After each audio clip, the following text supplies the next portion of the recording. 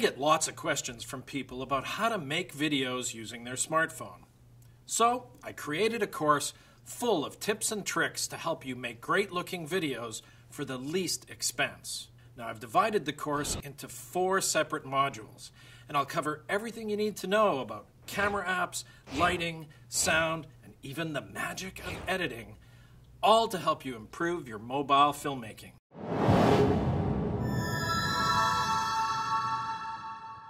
Hey, I'm Greg, and welcome to Red Letter Films.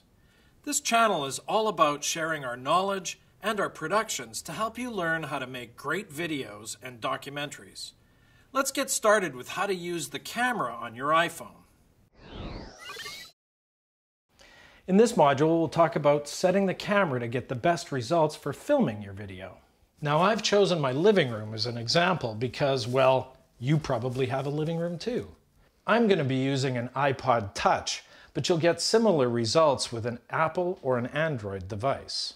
Although the built-in camera apps are okay, they have limited features and they may not give you the best results. I recommend an app called Filmic Pro, and it's available for both iOS and Android devices. It'll give your device the features of a DSLR with manual control, and for under 20 bucks, it's well worth the investment. Now, before I get into the gory details of settings, let's talk about something very simple: how to hold your smartphone. I see many people today holding it like this, known as portrait mode or 9:16. But traditional television is 16:9 or landscape mode. And this is something to consider when you're working in post-production or you're going to edit your products, because apps like iMovie will not edit in portrait mode. It'll add black, ugly bars on either side of your video. See what I mean? This is called portrait mode, 9:16. See these ugly black bars on either side? You don't want that, do you? I didn't think so. So what you want to make sure is you're doing this and not this. Wait, this. No. Anyway, I think you get the picture. Second thing we should talk about is resolution. Inside your camera, you can choose whether you're going to shoot at 1080, 720 HD, or in 4:3 standard definition. Most smartphones will shoot up to 1080p, but that's with the rear camera. If you're filming yourself using the selfie camera or front-facing cameras, they usually dumb down the resolution, and you may only be able to get 720 HD. A very important thing to consider before you start shooting is video format. When you go into your camera settings, you'll find a whole bunch of flavors like .mov, .wmv, MP4, AVI. The manufacturers of these codecs just did it to confuse us. But if you don't pay attention to them now, they're going to burn you when you get into editing. You have to know what codec, what format your editing software is going to accept. If you're working in something like iMovie or an Apple product, you'll need to work in .mov or MP4, which are compatible. The opposite holds true if you're working in an Android device, where you'll probably be able to use a WMV or an AVI format.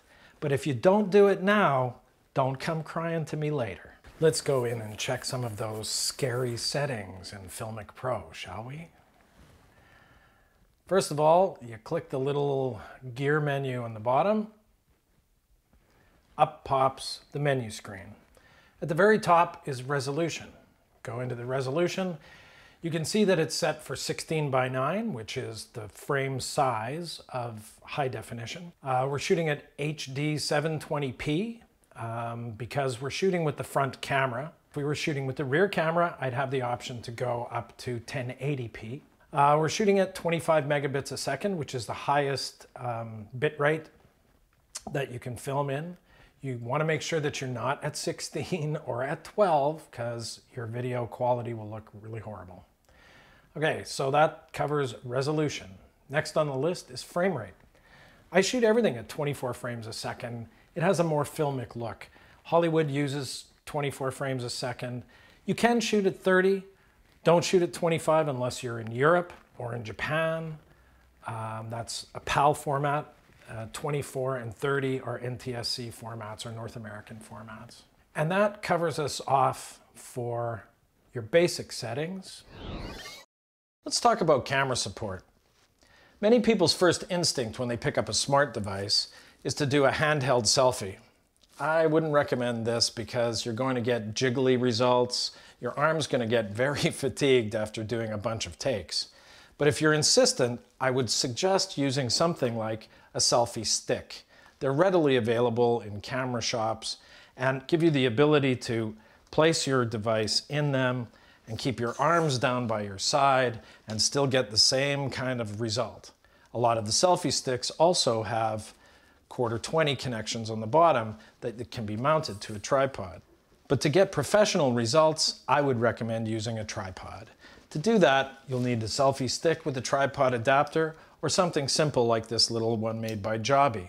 Under 20 bucks, it's a very simple little clamp that you mount your smart device into and simply click it onto a tripod. Voila, perfect, stable, professional looking results. Well, that wraps up this module, and I hope you learned a few things to help improve your filmmaking. If you have any tips and tricks of your own, I'd love to read about them in the comments below. And if this is your first time on our channel and you want to learn more about video production and documentary storytelling, then hit the subscribe button to see all of our latest productions. Thanks for watching, and we'll see you next time.